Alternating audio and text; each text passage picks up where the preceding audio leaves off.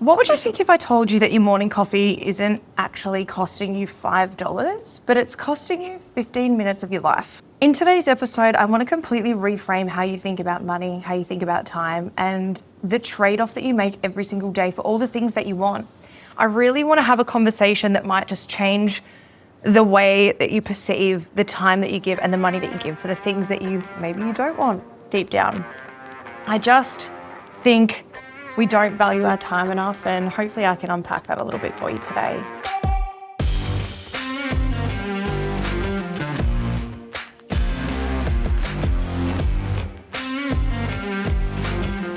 This podcast is being recorded on Nudia Yumba land. I hope I pronounced that correctly. I would like to pay our respects to the traditional custodians of this land, our country, and elders past and present. I am Cait Muir, and thank you for tuning into another episode of Tell Me About It podcast. Today I'm going to be telling you all about how much time you trade for things, and I really want to kind of deep dive into something that might fundamentally shift how you view every purchase and every decision you make when it comes to your money. I want to explore the true cost of things, not in dollars, but in hours of your life. I know that people say you have so much life left, and yes, we do, but also we kind of don't. And I think that we need to be spending it and investing it in the best ways possible. So I want to talk a little bit about strategic outsourcing and how that can actually create a little bit more wealth in your life. I want to teach you a couple of little tips and tricks that I give my clients. And I just really want to get deep and dirty with exactly how many life hours you trade for the things that you have in your life and the things that you buy. And I really overall just want to revolutionize your relationship with both money and with time. So I guess I'll kick this off with a bit of a truth bomb that most of us avoid, and that is that every dollar that you spend represents time taken from your life. I came to this realization a very long time ago, about 18, 19 years ago, when I was an apprentice, and I was earning $254 a week take home for my 50-something hours that I used to work between trade school training and work and study, because I used to study after hours as well, because I'm a freak like that. And you know, I was living with a couple of housemates who were uni students and apprentices themselves. And of course, we're super social, we're young, we're cool, we're going out, we're doing things. We want to look great. I'm a fashion girly, I'm okay with that. And we really had to weigh up, if we've only got another $100 left in the rest of the week, or we've only got X, Y, Z amount in a week, how much is all the things that we want actually costing us, and which is more valuable to us? So like I said to you, every dollar you spend represents time from your life. Because we don't work because we love it. I mean, we do love our job. I hope you all love your job, but we work because we need stuff. We need to pay for life. We need to afford things. So if you make $25 an hour after taxes, that $5 coffee isn't just $5. It's actually 12 minutes of your life. That weekend away for $2,000, it's 80 hours you gave for that holiday. And that might be worth it to you, and it also might not. But when you start kind of weighing up and really seeing your purchases through this lens, everything starts to shift. You're not just spending money, you're spending irreplaceable hours of your life, hours that you will never get back. And here's what I know to be true after years and years of coaching. Unlike money, which you can always earn more of and you can always create more of, time is the one resource or the one commodity that you never get back. And I sound like a broken record, and you've probably heard me say it on podcasts before, but it's true. It's really, really true. I had a client recently. Her name was Sarah, and she was working 60 hours a week in her business, and she was fucking tired, naturally. That is not sustainable long term. She was verging on burnout, and she just felt truly that she couldn't cut back because of her life expenses, and this is why she enlisted my help. And when we actually mapped out what she was actually trading all of that time at work for and where her money was actually going, she realized that she was essentially working an extra 20 hours a week for things that weren't even actually bringing her any joy. They were doing the exact opposite. Designer handbags sitting mostly unused because she had more bags than days in the week that she could actually use them. She had a luxury car payment that stressed her out, and it was a car that she didn't even really like. It had just caused her nothing but problems. And she had all these subscriptions and all these sorts of things that she'd pretty much forgotten about, and apps she wasn't using, and all this other jargon, and was literally trading away her 20-something-year-old life and her present life and her social time and her self-care and everything for stuff that was like supposed to make her happy and was supposed to make her life better. and was supposed to make her keep up with the Joneses, and it was doing the opposite. It was making everything worse. And this is where we need to get really radically honest with ourselves. Like, what are you actually trading your life hours for, and is it fucking worth it? Is it worth it? Cam and I did this last year, I think it was, start of the year. We literally sat down and we worked out. I had a beautiful Chevrolet Camaro. It was my dream car. I loved it. I'd had it for 5.5 years. She was my girl. I only owed about $5,000 on it. But the insurance on it was $7,000 a year. And the rego was $2,000 a year because it was a commercial V8, and they charge on cylinders up in Queensland. And the actual car loan itself was costing $400 a week. It was literally costing us like $26,000 a year to have this car, and I loved it, but it was just a fucking car. At what cost? $25,000 a year? That is so much money that could just go to other things. And it was the same with our other car. We had a beautiful new Prado. I'd only owned her a beautiful year. And we ended up selling that too, because same thing. The car loan was $400 a week.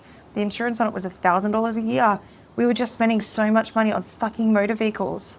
And why? We loved them. Yes, we use them. Yes, we need transport. We actually sat down and weighed it up. We're like, we've literally created $50,000 in our budget and so much extra time, because we know I don't have to make that $50,000 by getting rid of 2 cars. And now we drive a shared piece of crap, and it's great. And we love her. And it doesn't matter if we run her up gutters. She costs nothing to fill up with petrol. It's good. So we do need to spend some time, especially if you're struggling with like being overworked or being underpaid or whatever that struggle looks like for you. You need to really sit and get radically honest with what it is that you're spending your money on, and is it actually worth it for you? Because for us, it wasn't worth it. There's an extra $50,000 for our house. There's an extra $50,000 for our IBS. $50,000 less of income. It's a full-time job.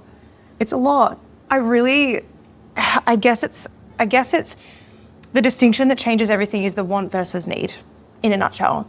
And this is where I want to really have a conversation about that. And look, I'm going to be straight with you. The distinction is one that most of us entirely blur, because facing it means facing some uncomfortable truths, and facing things like this can be quite exposing, or it can make us almost pass judgment on ourselves about our choices. And it also means that we're owning up to the fact that we were probably a lot of the time influenced by societal expectations. If you guys saw the first salon that I ever bought, it had purple fucking walls and flowers all over the windows. Okay, I traded like that for 4 years before I renovated everything. That doesn't happen anymore. Everyone's got the pressure to have this beautiful, perfect, well put together, Instagram worthy salon. And it's not necessarily that that's even their taste. They just do it because everybody else is judging them on it, when really other people aren't looking at you at all. They don't care. They're so wrapped up in their own little bubble. How many people drive Range Rovers? Some of the worst cars on the road, but they drive them because they're the cool girl car. Seriously? Nothing but mechanical problems. Nothing but devaluing as soon as you get in it and drive it. Why do you drive it? Do you even like the car? Probably not. Anyways, I went on a bit of a tangent, but I really think that it makes us realize that a lot of the things we do are really about appearing a certain way to impress or to fit in with people or to fit in with trends, and usually it's people we don't even care about or we don't even like or we don't even communicate with. Needs are actually pretty simple. Shelter, food, clothing, transport, utilities to go along with that. That's really all we need. Healthcare, if you don't have healthcare. These are non-negotiables for survival and for basic functioning in society and for living, for existing. Everything else, those are wants. The upgrade from a functional car to the latest model Tesla, eating out instead of cooking, the newest iPhone when yours works fine. It's a choice. It's a choice. And a lot of us don't think they are, but they are. Here's what I want you to hear. There's nothing wrong with wants. There really isn't. They bring instant joy, they bring convenience, they fill a void of something that is missing. They can somewhat bring meaning to our lives. But problems arise when we convince ourselves that our wants are actually needs, or when we trade excessive amounts of life hours and hours in our business to fill a void of something that's missing, or that they don't improve our well-being proportionately. I see this pattern constantly in my coaching business, and I'm very, very tough on my clients, and I pick them up on it all the time. And, my husband picks me up on it too, because I'm pretty free-spirited.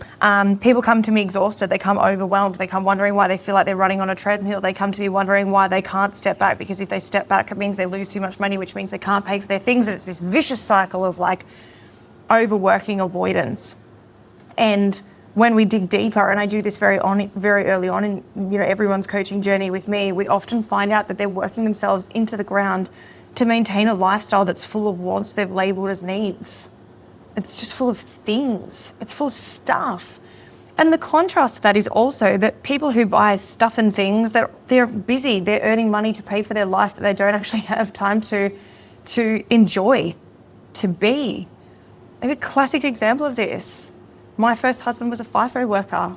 When I met him, he had 2 cars on tick, a boat on tick, a house that was worth less than the mortgage. He had stuff, and he worked 4 weeks away and 1 week at home. When the fuck do you get to use your stuff? So together we decided to sell everything and clean up the debt and get back on track. This is a classic example of this. People buying things to fill a void. People buying things that they don't need. People buying things that they don't have time to enjoy. It's insane. They're working so much to pay for all this junk. Anyways, the shift happens when you really do start asking yourself or your spouse or your whoever, is this a need or is this a want that I'm choosing, and owning your choices in that. And if you want something, amazing, but be honest that it's a want, and make sure that you're choosing consciously that it's a want, and you're understanding the time that you're trading for that want, not that need. And look, I don't want to sit here and pretend like I'm this perfect person who lives like a peasant and doesn't buy anything new. I do, I absolutely do. I also work for things that I want, and I also understand the investment that I'm making. I get it, I understand it all. There's also been times in my life where I haven't been able to buy anything because I put my focus into other things, or I've needed to cut back on work, or I've needed to kind of remap things out. There was also a time in my life, especially towards the end of my first marriage, where I was so unhappy because I was being a victim of abuse. I had all these things going on that all I would do was shop because it would fill a void in my heart that I didn't get from my partner, that I didn't get from my spouse at the time. You know, and I didn't really have solid friendships. I didn't really have any person that was amazing in my life. And I was just trying to fill a void. I was so unhappy. And that's so true of so many people. And I wish they would do, you know, something about it and really sit with that and work out why the fuck it is that they're buying the things and buying the stuff.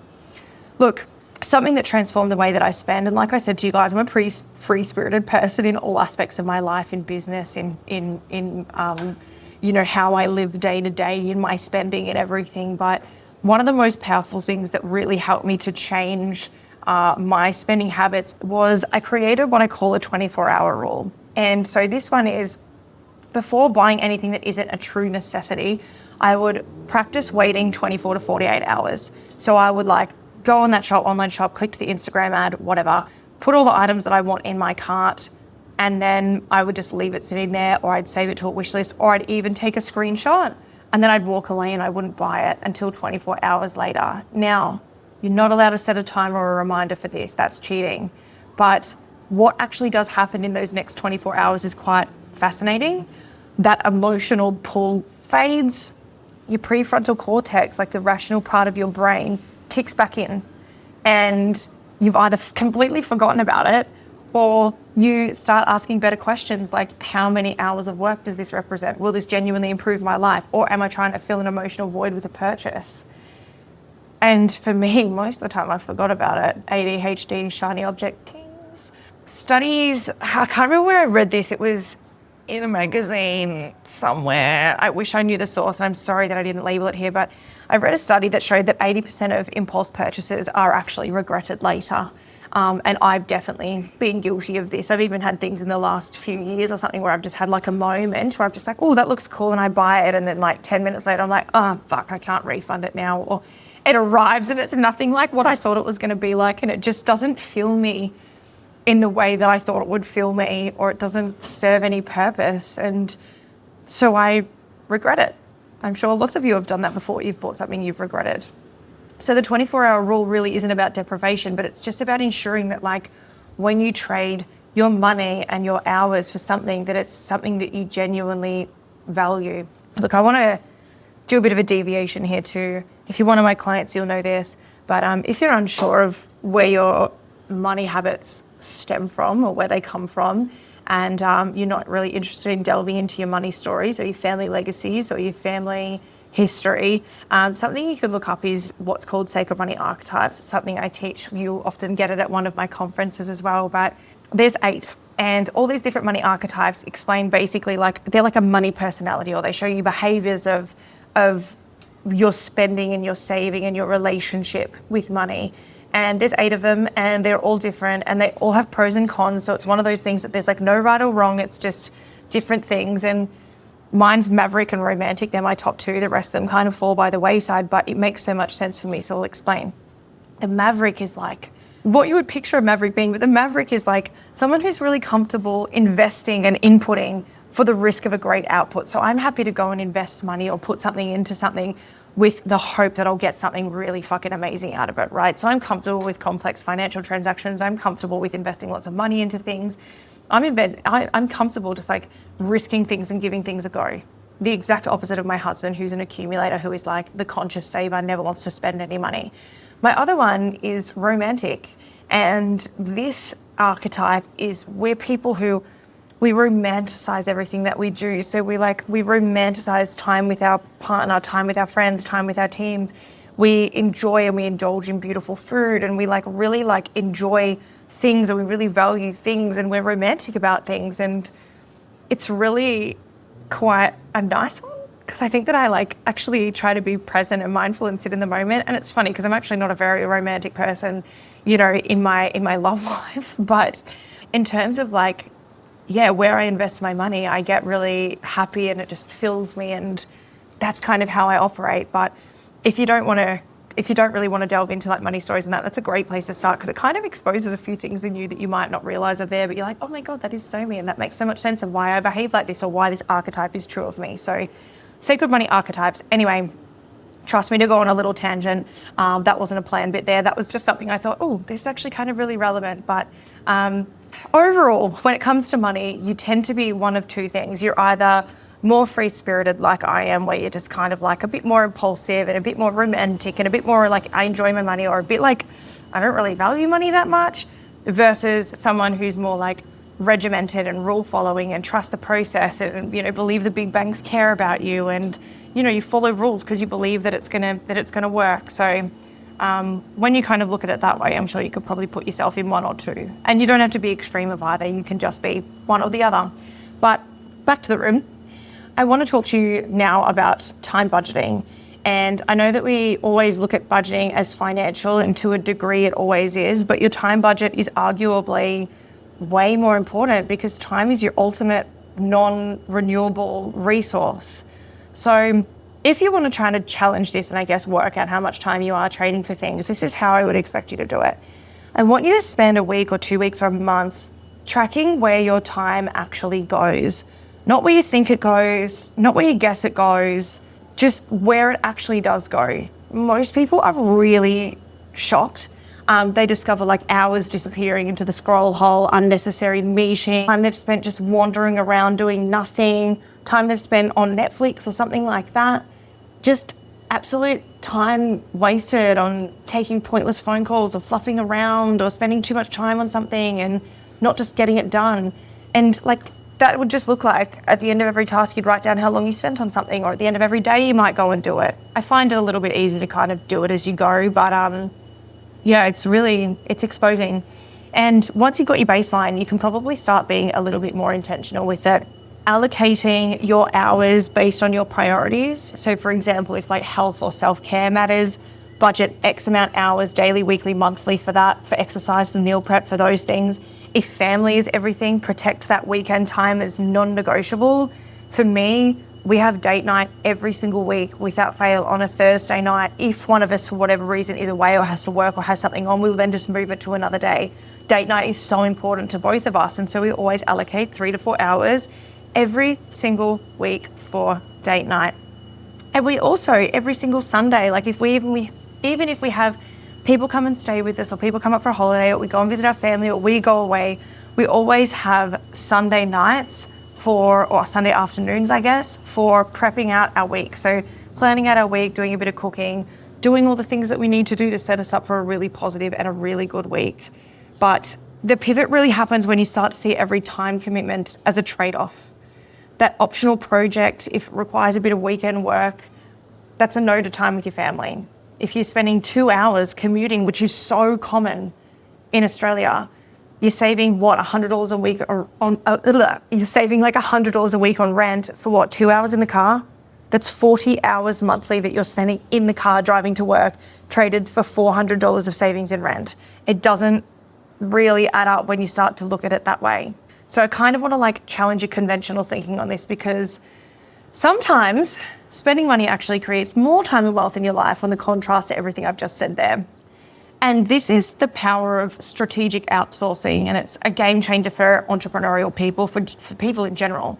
And most people overthink or don't really understand how to execute strategic outsourcing, because all they can see is the dollars that they're inputting for not much output. So let's say you earn $100 an hour in your business. If you're on $100 or less, you need my help, by the way. But every hour that you spend doing menial tasks that you could outsource for less than $100 is actually costing you money. So if you spend, I always use a house cleaner or a housekeeper as a good example here, because it's relevant, and we could all understand how painful it is to have to clean things after you've spent a whole day at work. But if you spend 3 hours cleaning your house every single week, and you can hire a cleaner for $50 an hour, probably the going rate in 2025, you're not saving $150 by doing it yourself by not paying that cleaner. You're potentially losing $150 in opportunity costs, plus you're getting 3 hours of your life back. My cleaner does more in 3 hours than I do in 7, because I'm like, I'll start something, I won't finish it, I'll get distracted, I'll go do this, I'll go do that. I also don't do a good job as her. Like, she does an amazing job. So don't always think about the $150 you're spending on those 3 hours. Instead, I'm like, that's taking a job away from me. I'm creating 3 extra hours in my life, and I'm doing it for a fraction of the cost of what I would earn. So I'll explain opportunity cost a little bit too, because I don't think we talk about it enough, and I don't think a lot of people really understand what it is. So the opportunity cost is the thing that you lose if you don't take up an opportunity. And this is a really common one that happens at Iconic Coaching, okay? A business owner comes to me for a disco call, which is where I just get to know them and I guess sell to them what I do and talk about how I could help them if I can help them, and sign them up as a client. Let's say this business owner is generating $50 a month in revenue currently, and this business owner decides not to sign up with Iconic Coaching because they can't afford, in quotations, the $2,000 a month that I charge. Fast forward 1 year, they've had enough. They sign up with me like, I'm too broke, I'm too poor, I've had enough, I'm not getting ahead, nothing's changing, I'm ready to go, and they sign up with me. So they've waited a whole year where they just decided they couldn't afford it because they were looking at the $2,000 rather than the value that I provide. 6 months into their coaching journey and their mentoring journey with Iconic Coaching, and their business has now gone from turning over $50,000 a month to $80,000 a month in revenue. That's an increase of $30,000 a month for the cost of $2,000 a month. So the return on investment there is $28,000 a month. So had they have signed up a year earlier when I first spoke to them, they would have made in that 12 months, an additional $360,000. Take off the $20,000 in coaching fees they would have paid in that year, and the opportunity cost was $340,000 because that's what they missed out on. They missed out on $340,000. And this happens all the time, all the freaking time, because they're so focused on the input rather than the potential of their output, and rather than getting someone who can help them to get them to where they need to be. And look, if you're signing up with a reputable business, or you're employing a reputable cleaner opposed to someone who's just a good salesperson or a pushy salesperson, it's a no-brainer. And it goes so much deeper than simple math. It's about energy and it's about focus. And if you're an entrepreneur, creative professional, or if you're like someone usually in the service industry, or anyone who's building something meaningful, energy that you expel on like cleaning and data entry and admin and bookkeeping and all those things, it's energy that's taken away from your high value work, and it's not the highest and best use of your time. And I've watched this transformation happen countless times. Business owners who finally hire a VA, they suddenly have time to take on more clients. Parents who get help with the house cleaning or even childcare, all of a sudden far more present with their kids, and they're enjoying their time more with their kids because they're not fucking burnt out and tired. And their kids are also being well looked after. Or even people who outsource like meal prep. I outsourced my meal prep for nearly 4 years because I was so busy running multiple salons and barbershops in my coaching business. I outsourced it for nearly 4 years. It was amazing. First of all, they were creative with their food because they were happy, so they were giving me different things every day. And second of all, I actually had time to execute and to do the things that I wanted to do. And I wasn't bogged down with cooking, which is like the bane of my freaking existence. I hate cooking and I'm terrible at it and I feel no shame about it. Thank God my husband's a good cook. But if you're outsourcing meal prep, you're kind of having energy for like the passion projects and the parts of your business that are going to give you a return. And you're probably pushing them back or postponing them, or that to-do list is getting longer and longer and longer because you don't have enough time in your day because you're too tired. And I get that. I hear you loud and clear. But look, majority of people in the service industry in general are pretty creative, hands-on people, and y'all are my people. I love those people.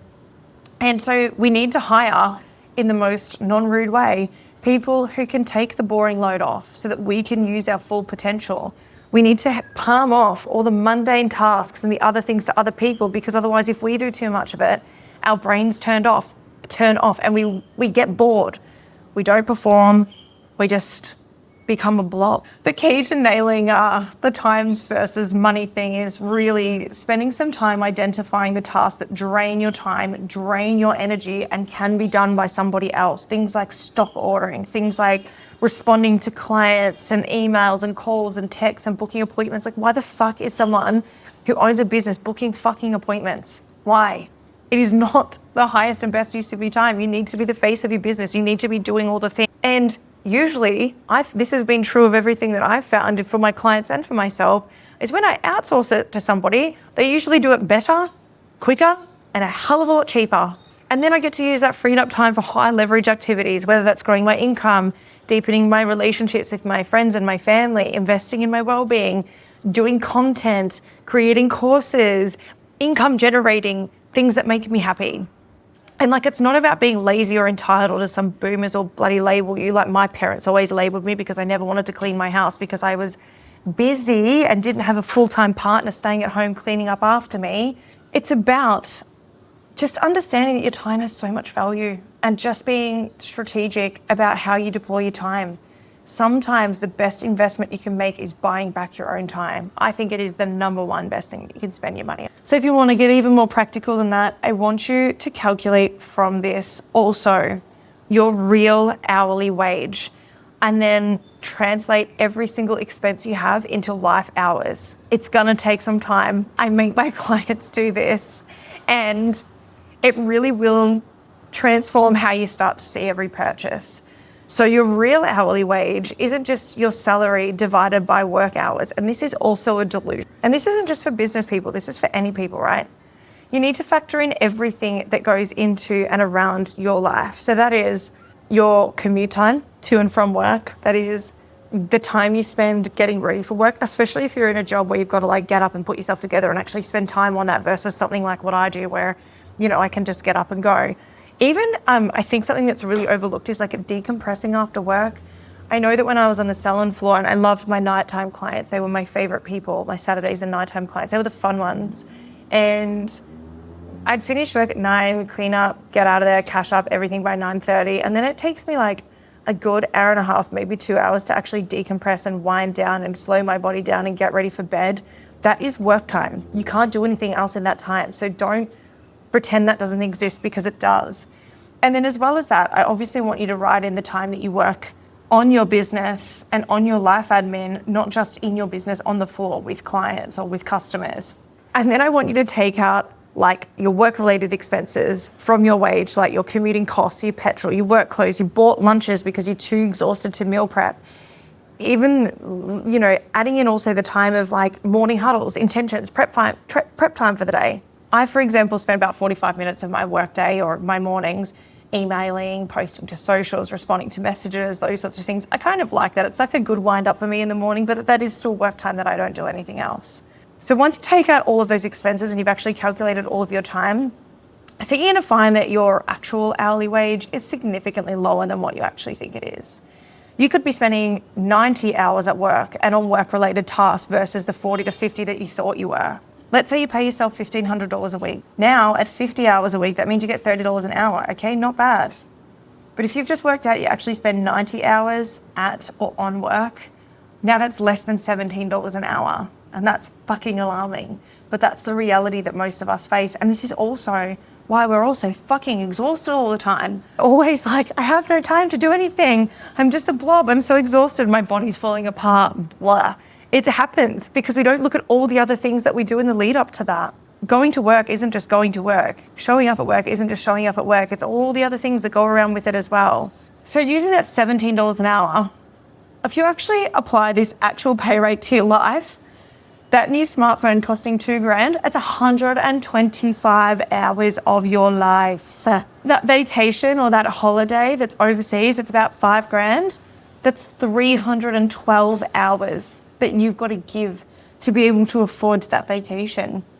If you've got a car payment of $500 a week, which is pretty common nowadays, that's 31 hours of your life every single week. That's the one-time thing. 30 hours for a car. Seriously, give this one a try. It's pretty exposing. I mean, we do it intentionally because we want that shock factor of like where all your time is going and everything like that. But seriously, try it out. Yeah. And I think you can really get powerful with this, and that you can do that by like reverse this thinking and to understand about your income generating activities. So if you're a coach like me and one client paying you around $2,000 a month covers your entire car payment and insurance, suddenly the trade becomes clear. One client relationship, maybe an hour weekly, pays for your transport. I had a client who restructured her entire salon this way. She has her like house client, the one that's covering her mortgage, her freedom fund clients, the ones that pay for the travel and the experiences, her future clients, the ones funding her retirement. And when you structure your income this way, work becomes less abstract. You know exactly what each hour of your effort creates in your life. In a salon environment, you might make all of your Tuesday income your fund money. Your Wednesday clients might be your business expenses. Your Thursday might be paying for the help. You know, your cook, your cleaner, your whatever. This kind of clarity is really transformational. And it's like, instead of vague anxiety about money or always feeling like there's never enough or you're not making enough or it's nothing ever left over, you've got really specific, tangible trades. 2 hours with this client pays for groceries for the week. This project funds your child's sports for the season. This contract is your holiday to Italy. So really start looking deeper about how much time you trade from things. And if there's one thing that I really want you to take away from today, it's that like the path to a richer life isn't always about earning more money. I think we can get really exhausted and really something about like always trying to achieve more. It can just be about being more intentional with the time money trades that we're making, and about investing your money and your time into the right things, to the things that actually make you happy, to the things that actually fuel your life and fuel your emotions and help your family and help you. And it's about recognizing that your time is your true wealth and investing it accordingly. So if you do start with one thing this week, calculate your real hourly wage, implement the 24-hour rule on your next purchase, look at one area where you could outsource to create more time, or begin thinking about that next purchase, not just in dollars, but in hours of your life. And just remember that you can always make more money, especially if you're a young chook like me. You can never, ever make more time. And I think, you never know when your time is up, and you don't want to waste all of it at work, and you don't want to waste all of it with having nice things around you. You want to always be trading up your time and trading for things that matter for you and making the most out of your life. So your question really shouldn't be like, can I afford this? Because I think it is my belief that you can pretty much afford anything that you want or anything that you put your mind to.